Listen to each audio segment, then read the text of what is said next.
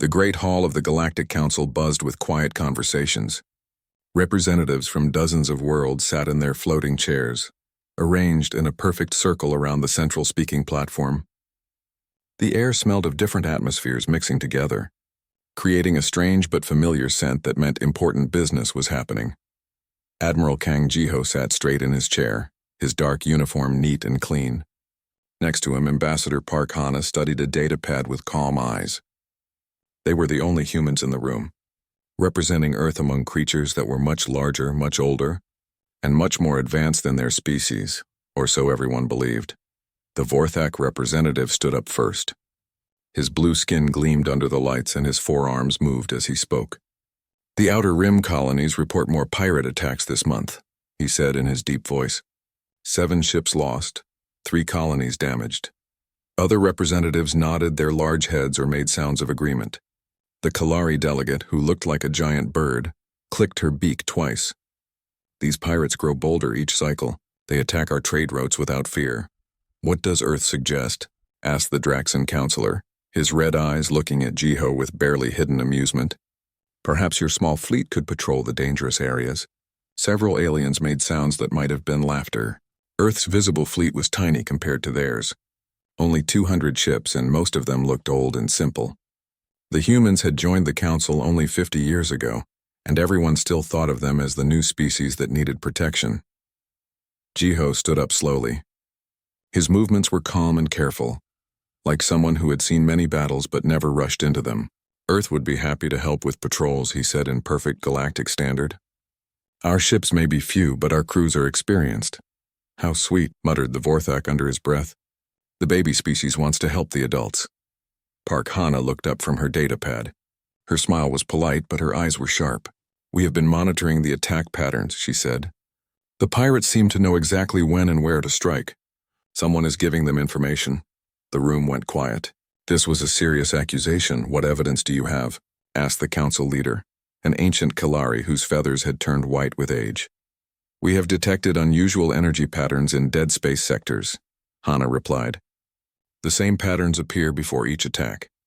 Our scientists believe someone is using advanced scanning technology to watch shipping routes." The Draxan counselor laughed, a sound like rocks falling. "Your primitive sensors can barely detect a moon. How could you find something our advanced systems missed?" Jiho and Hana exchanged a quick look. It lasted only a second, but something passed between them. Something the other aliens did not see. "Perhaps our methods are different," Jiho said quietly. "We use techniques that others might not expect." The council leader waved a wing for attention. "We will investigate these energy readings. In the meantime, all species should increase patrols in their sectors. Earth, your offer to help is accepted, but stay in the safer areas. We cannot risk losing your small fleet." "Of course," Jiho agreed. "We will only patrol where we can be most helpful." After the meeting ended, the human delegates walked through the long corridors of the council station. Other species passed them without much attention. Humans were not considered important enough to worry about. When they reached their private quarters, Hana pressed her hand against a small device on the wall. The room filled with a soft humming sound that would block any listening devices. "Commander Yoon, are you there?"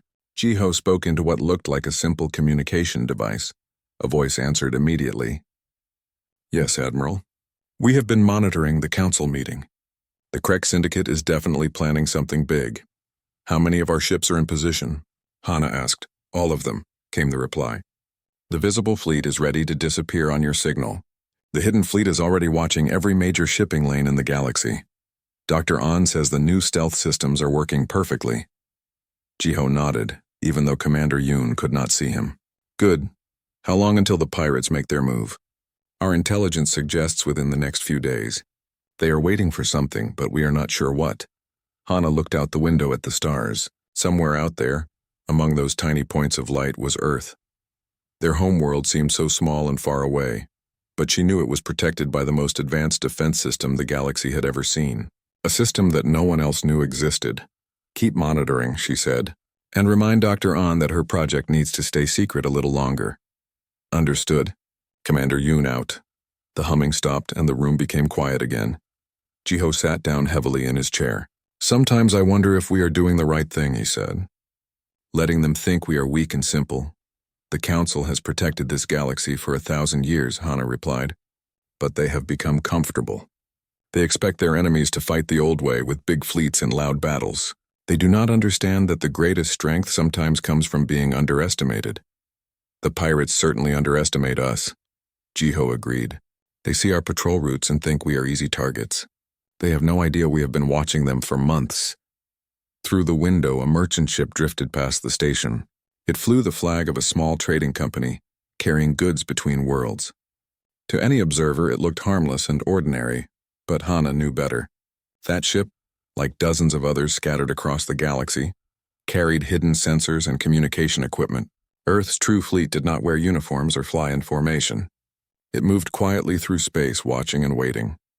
The Galactic Council believed in strength through size and technology through complexity. They built huge ships with powerful weapons and shields that could be seen from systems away. Humans had learned a different lesson. Sometimes the best weapon was the one your enemy never saw coming. Sometimes the strongest defense was the one that looked like no defense at all. Tomorrow, Earth's visible fleet would begin their patrols. They would fly their old-looking ships through safe space, responding to calls for help and showing the flag. Everyone would see them and count them and dismiss them as unimportant. And while the galaxy watched Earth's right hand, they would never notice what the left hand was doing. The storm was coming. The pirates were planning their biggest attack ever, and when it began, the aliens would discover that the quiet species from the third planet had been ready all along. Captain Lee Wanho was drinking his morning coffee when his ship's sensors started screaming warnings. He nearly dropped his cup as he ran to the control panel, his bare feet slapping against the cold metal floor. The merchant vessel, Lucky Star, had been traveling the same trade route for 15 years. Lee knew every asteroid, every space station, and every patrol ship that protected this sector. Earth's patrol vessel, Harmony, should have been right where it always was, watching the main shipping lane near the Kepler station. But the sensor screen showed empty space. "Computer, run a full sensor sweep," Lee commanded, his voice tight with worry. "Scanning complete," the ship's AI replied in its calm voice. "No vessels detected in this sector." Lee stared at the screen. This was impossible. The Harmony never left its patrol route. Earth ships were famous for following their schedules exactly. They were always where they said they would be.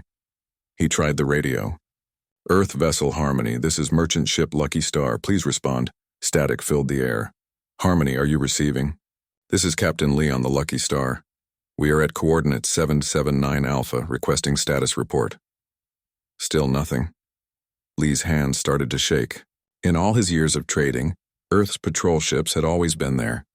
They helped with emergency repairs, scared away pirates, and guided lost ships to safety. The shipping lanes depended on them. He opened the emergency channel that connected all ships in the sector. "This is Captain Lee Wanho of the Lucky Star. I cannot locate Earth patrol vessel Harmony at its assigned position. Can any ship confirm their location?" The responses came quickly, and each one made Lee's stomach sink deeper. "Merchant vessel Golden Wing here. Earth patrol ship Guardian is missing from Sector 4. Trading ship Silver Moon reporting. Cannot find Earth vessel Protector at the Vega checkpoint. Cargo hauler Big Bear calling. The entire Earth patrol fleet around Centauri Station has vanished." Lee sat down hard in his captain's chair. His coffee was getting cold, but he could not think about anything except the impossible news flooding the emergency channel. Earth's entire fleet, all 200 ships that everyone in the galaxy knew and counted on, had simply disappeared. At the Galactic Council station, Commander Choi Nari ran through the corridors as fast as her legs could carry her. Her job was to track the movements of all military vessels in Council space, and her screens were showing something that could not be real. She burst into the emergency command center, her hair messy and her uniform wrinkled from sleeping at her desk again. "Sir," she called to Admiral Cross, the Kalari officer in charge. "We have a massive problem." The Admiral's feathers ruffled with annoyance. "Commander, you look like you have been awake for 3 days. What is so urgent?" "Earth's entire fleet has vanished," Nari said, her voice almost breaking. "Every ship, every patrol vessel, every escort craft. They are all gone." Admiral Cross stepped closer, his bird-like eyes focused on her face. "Explain gone, Commander." Nari pulled up a holographic display that showed the galaxy with tiny dots representing all known military vessels. Where Earth ships should have been, there were empty spaces. At 800 Standard Time, all tracking systems lost contact with Earth vessels simultaneously, she reported.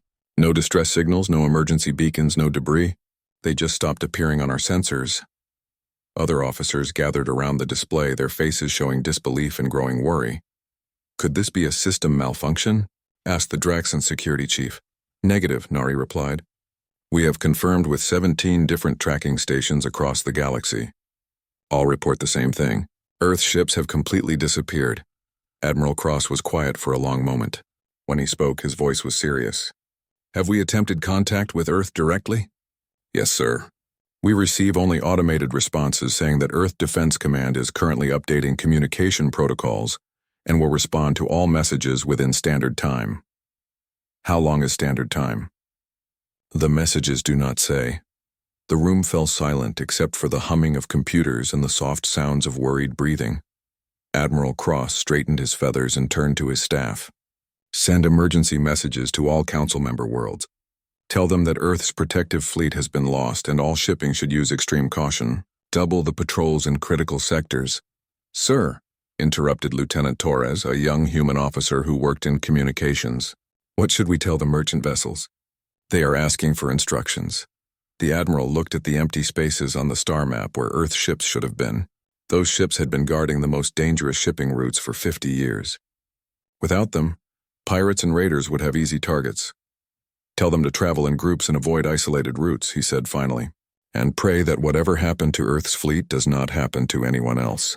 Far away, in a part of space that appeared empty on every star chart, Commander Yoon Dae stood on the bridge of a ship that did not officially exist. The vessel was larger than any Earthship the galaxy had ever seen, and its hull was covered with technology that made it invisible to all known sensors. Sir, reported Lieutenant Kim Hyun from the pilot station, all visible fleet vessels have successfully cloaked and moved to their assigned positions. The galaxy believes they have disappeared. Commander Yoon nodded. Good. What is the status of our monitoring network? All stealth reconnaissance ships are in position, replied Specialist Zhang Tai from the intelligence station. We now have complete sensor coverage of every major shipping lane, pirate base, and military installation in council space. And the Krek Syndicate? They are celebrating, Zhang Tai said with a small smile. Intercepted communications show they believe Earth's fleet was destroyed by an unknown enemy. They are planning to move against unprotected shipping routes within 48 hours. Commander Yoon walked to the main viewing screen, which showed the vast emptiness of space, but he knew that hidden in that darkness were hundreds of Earth's most advanced ships, all invisible, all watching, all waiting. Dr. An, he said into his communication device, are the new weapon systems ready? Better than ready, came the reply from the ship's chief scientist. We have been testing them for months. The Krek Syndicate will be very surprised when they discover that their targets can fight back. Commander Yoon allowed himself a small smile. For 50 years, Earth had played the role of the small, weak species that needed protection. They had built simple-looking ships and followed all the rules. They had been polite guests at council meetings and grateful recipients of alien technology. But while the galaxy watched their public face, Earth's best minds had been working in secret. They had taken alien technology and improved it in ways the original creators never imagined. They had built weapons that could disable enemy ships without destroying them, and shields that could hide entire fleets from the most advanced sensors. Most importantly, they had learned patience. The galaxy was about to discover that the disappearance of Earth's fleet was not the end of human protection. It was the beginning of something much bigger, something the aliens could never have imagined. Overlord Thax stood in the command center of his massive warship, watching the holographic star map with hungry eyes. His scaled skin gleamed under the red lights and his sharp teeth showed in what might have been a smile. For 30 years he had led the Krek Syndicate, the largest group of pirates and raiders in the galaxy. For 30 years Earth's patrol ships had made his life difficult. Now those ships were gone, and the galaxy lay open before him like a feast waiting to be devoured. Report, he commanded, his voice echoing through the metal corridors of his ship. Captain Vex, his second in command, stepped forward. Her tentacles moved nervously as she spoke. All raiding fleets are in position, Overlord. The target worlds have reduced their defenses since Earth's fleet disappeared. Our spies confirm that the Council is scrambling to cover the patrol routes, but they cannot be everywhere at once. Thax nodded slowly. The plan was simple and brutal. 3 massive attacks on 3 different Council worlds all happening at the same time. The Council would have to choose which of their member planets to save, and the Krek Syndicate would capture the others. "What about the Kalari homeworld?" he asked. "Perfect target," Vex replied. "Their main defense fleet is 3 days away, helping to search for the missing Earth ships. Only a small patrol force remains. And the Draxan mining colonies? Even better. They moved most of their ships to protect their capital world. The mining stations are practically defenseless." Thax laughed, a sound like metal scraping against stone. The Council always depended too much on those human patrol ships. Without them, their protective network has more holes than a destroyed hull. He turned to face his assembled captains, representatives from dozens of species who had chosen piracy over honest work. "Today we begin the largest raid in galactic history. By tomorrow, 3 worlds will belong to us, and the Council will know that the age of safe shipping is over." The captains cheered and made sounds of agreement in their various languages. What none of them knew was that invisible sensors were watching their every move. Hidden in the asteroid field around their base, Captain So Yuna sat in the command chair of a ship that looked like empty space to every scanner in the galaxy. "Are you getting all of this?" she asked her communications officer. "Every word," replied Lieutenant Park Min. "Command will be very interested in their attack plans." Captain So had been watching the Krek Syndicate for 3 months, her ship cloaked and silent among the asteroids. She had seen their supply ships come and go, mapped their base defenses, and identified every leader in their organization. Most importantly, she had planted tiny spy devices on their ships whenever they stopped for repairs or supplies. "Tech Specialist Jiang, what is the status of our surprise packages?" Jiang Tai looked up from his computer station with a grin. "All spy devices are active and ready. When they start their attack, we can disable their weapons, shut down their engines, or crash their navigation systems with a simple command. And they will never know where the problems are coming from," added Lieutenant Park. "To their sensors? We do not exist, Captain." So nodded with satisfaction. This was the kind of operation Earth's hidden fleet did best. While the galaxy believed humans were weak and simple, Earth's best military minds had developed tactics that no one else understood. They did not rely on bigger guns or stronger shields. Instead, they used intelligence, technology, and patience to defeat enemies who never saw them coming. Her communication device beeped softly. "Captain So, this is Command. Are you ready to begin Phase 2? "Ready and waiting," she replied. "Begin monitoring all Raider supply lines. When they attack, we want their support ships to mysteriously develop problems. Make sure no supplies reach their fleets and no information gets back to their bases." "Understood. What about prisoner rescue?" "Priority 1. Any civilians captured by raiders are to be rescued immediately. Use non-lethal methods only. We want the pirates confused, not dead." Captain So smiled. Earth's hidden fleet had been practicing these operations for years, using training simulations and small-scale missions. Now they would finally show what human military tactics could accomplish. Across the galaxy, similar conversations were happening on dozens of invisible ships. Earth's fleet had not disappeared. Instead, it had scattered into perfect positions, watching every pirate base, every raider supply line, and every potential target. They were like a vast spider web made of invisible threads, ready to catch any enemy that moved through their space. Dr. An Mira sat in her laboratory aboard the command ship, surrounded by computers and experimental equipment. Her project had taken 5 years to complete, and now it was about to be tested in real combat conditions. "Dr. An," came Commander Yoon's voice through the intercom. "How are our new systems performing?" "Better than expected," she replied, checking the readings on her screens. "The quantum stealth generators are working perfectly. Enemy sensors cannot detect us even when we are right next to them. And the selective jamming technology is ready for deployment." "Explain selective jamming again." Dr. An smiled. She loved talking about her inventions. "We can choose exactly which systems to disrupt on enemy ships. We can shut down their weapons but leave their life support working. We can disable their engines but keep their communications active so they can call for help. It gives us complete control over every battle. And the rescue beams? Also ready. We can transport people from pirate ships directly to our vessels, even through their shields. The raiders will think their prisoners just vanished into thin air." Commander Yoon was quiet for a moment. Dr. An, do you ever wonder if we are doing the right thing? Letting the galaxy think we are weak while we secretly protect them? Every day, she admitted. But then I remember why we started this project. The Council means well, but they fight the old way. Big fleets, loud battles, and lots of destruction. We found a better way.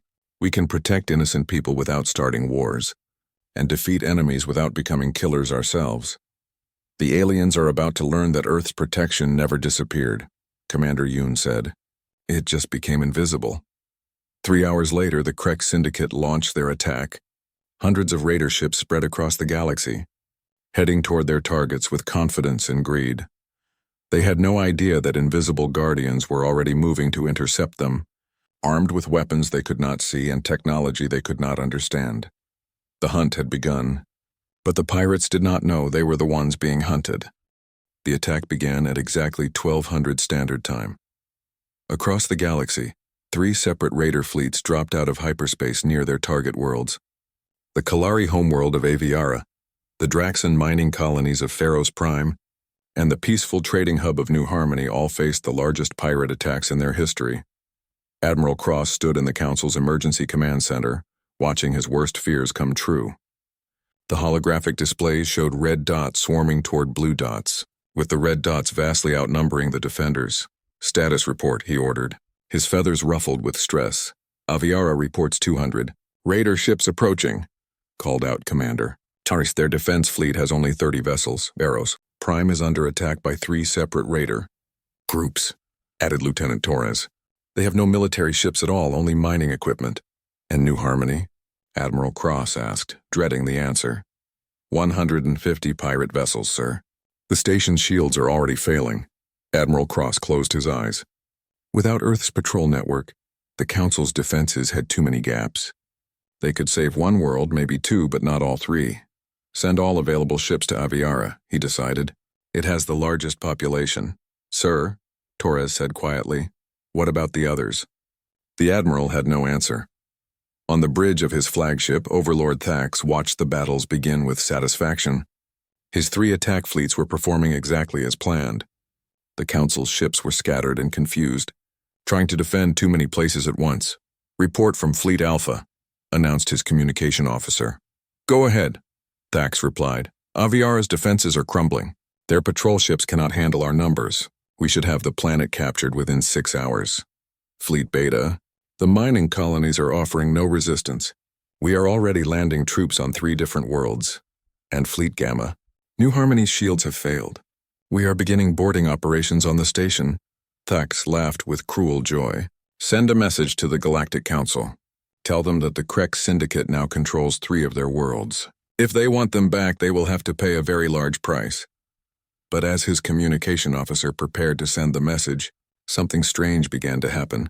On Aviara, Captain Rex of the raider ship Bloodfang was preparing to land his troops when his weapon suddenly stopped working. What is wrong with our guns? He shouted at his crew. I do not know, Captain, replied his gunner. The power is fine, but the weapons will not fire. Maybe it is a malfunction. Try the backup systems. The backups are not working either, sir. Similar problems were happening throughout the raider fleets. Ships found their weapons disabled, their engines failing, or their navigation systems showing impossible readings. Some vessels simply stopped moving, floating helplessly in space while their crews tried to figure out what was happening. At the Pharos Prime mining colonies, the raiders discovered that their boarding equipment would not work. Transport beams failed, cutting tools stopped cutting, and landing shuttles refused to start their engines. This is impossible, muttered Captain Zara of the raider vessel Ironclaw. Our equipment was working perfectly this morning. Captain, called her engineer. I am detecting some kind of interference signal, but I cannot locate its source. From where? That is the problem, sir. It seems to be coming from everywhere and nowhere at the same time. On New Harmony Station, something even stranger was happening. The raiders had successfully boarded the trading hub and taken hundreds of prisoners. But as they prepared to transport their captives to their ships, the prisoners began to disappear. Where did they go? Demanded Captain Voss, staring at the empty prison cells. They were here 5 minutes ago, his lieutenant replied, confusion clear in his voice. The force fields were active, the doors were locked, but now they are just gone.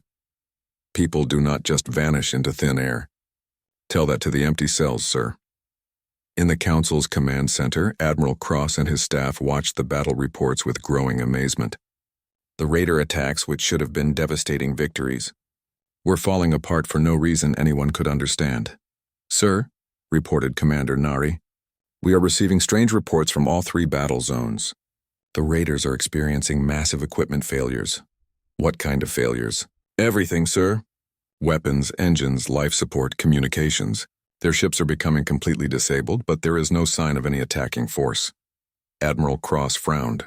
Could this be some kind of natural phenomenon? Negative, replied Lieutenant Torres. The failures are too specific and too coordinated. Someone is doing this deliberately. But who?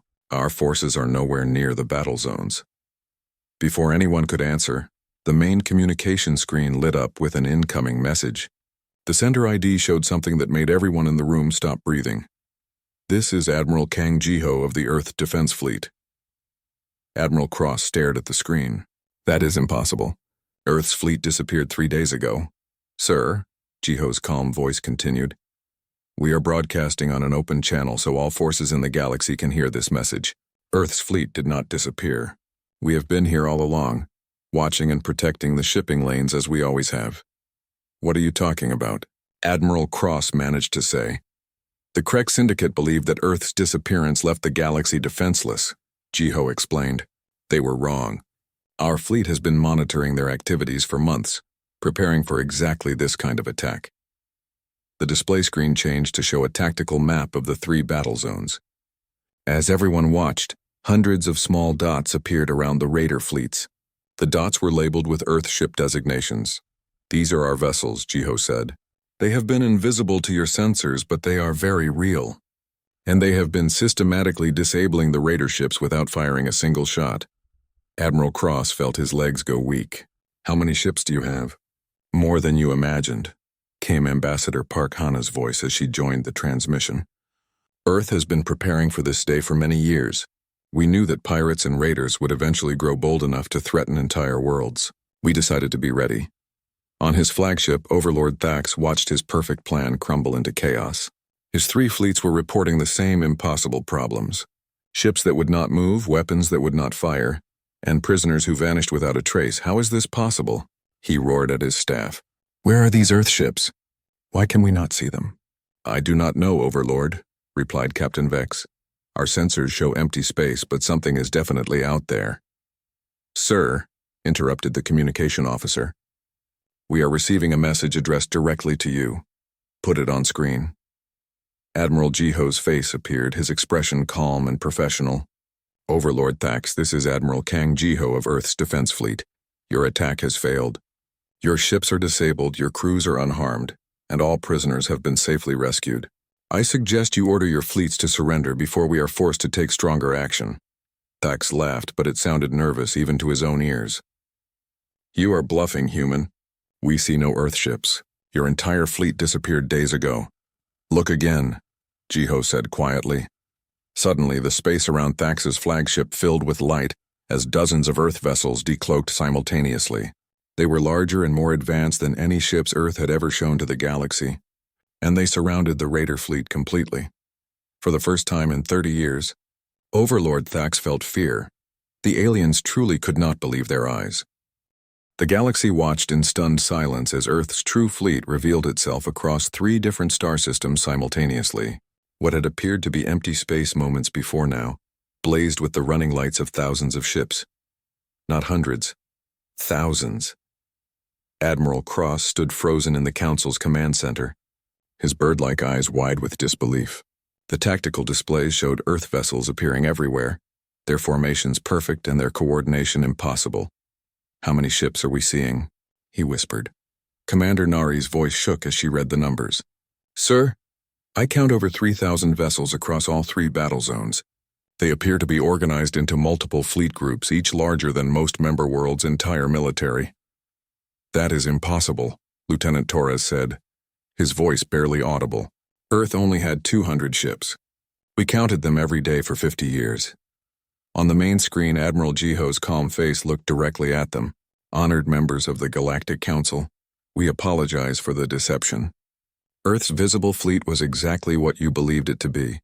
200 patrol ships performing standard duties. But our actual defense capability has always been much larger. Ambassador Park Hana appeared beside him, her diplomatic smile now carrying a hint of something the aliens had never seen before. Quiet confidence backed by overwhelming power. For 50 years, Earth has been the galaxy's silent guardian, she explained. While our visible ships patrolled the trade routes you assigned to us, our hidden fleet was watching everything else. Every pirate base, every raider supply line, every threat to galactic peace. In the asteroid fortress of Korvax, Overlord Thax stared at the Earthships surrounding his flagship. His massive vessel, which had seemed invincible minutes ago, now looked like a small fish surrounded by a school of sharks.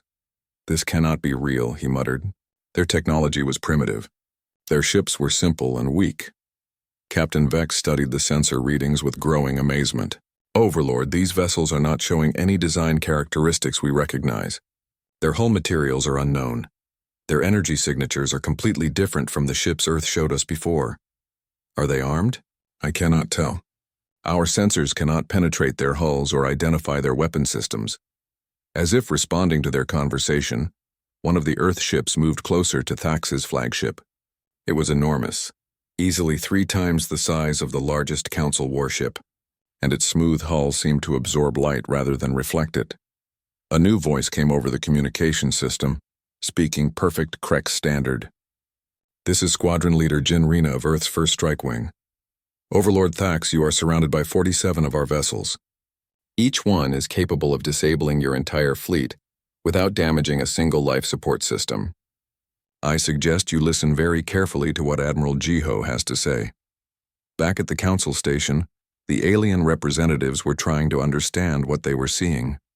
The Draxan counselor, who had mocked Earth's small fleet just days before, now spoke in a voice barely above a whisper. Admiral Jiho, how is this possible? Our intelligence services monitor all ship construction in the galaxy. When did you build these vessels? Jiho's expression remained calm. We did not build them recently, Counselor. Earth has been constructing and deploying advanced vessels for the past 30 years. We simply made sure you never saw them. But our sensors cannot detect our stealth technology, finished Chief Engineer Bei Minho as he joined the transmission. Earth's scientists have been working with principles of physics that other species have not yet discovered. Our ships exist in normal space, but they are invisible to all conventional detection methods.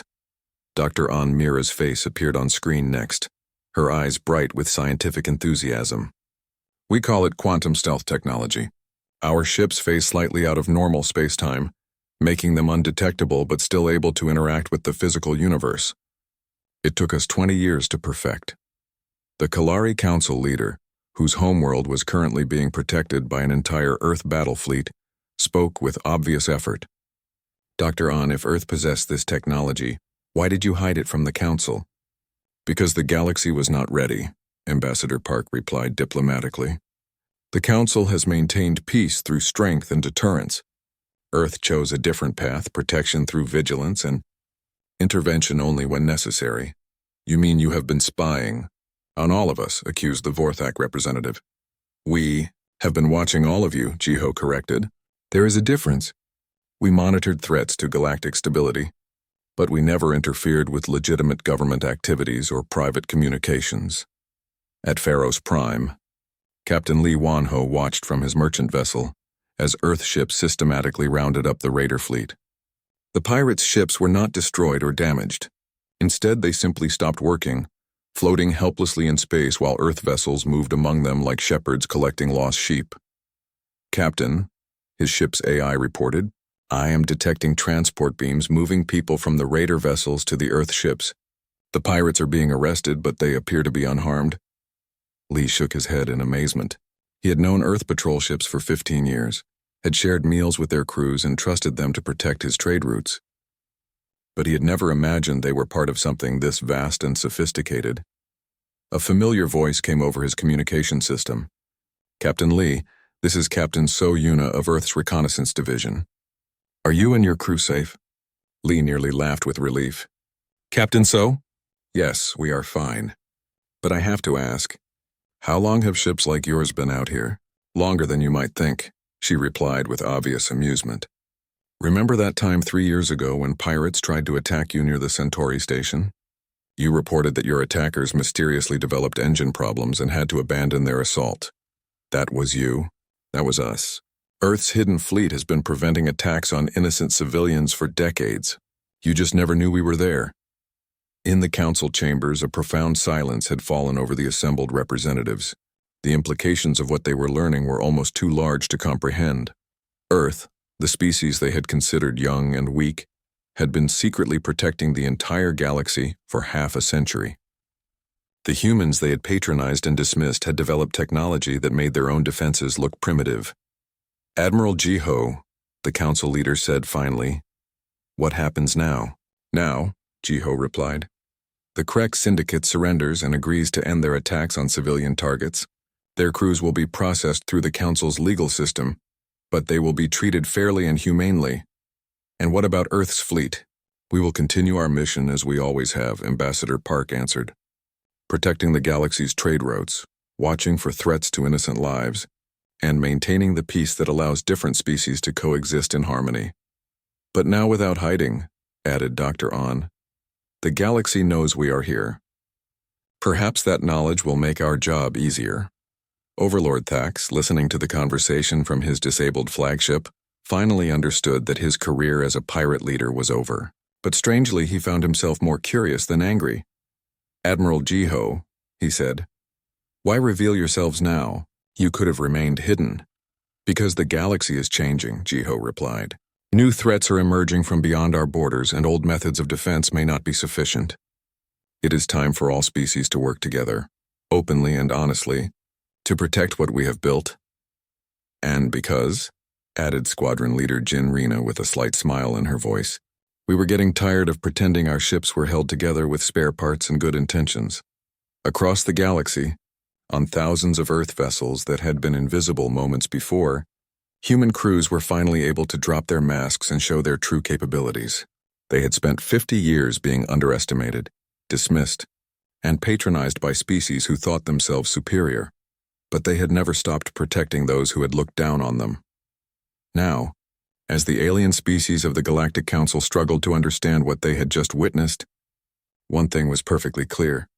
Earth's hidden fleet had not vanished at all. They had been everywhere, all along, and the aliens truly could not believe their eyes.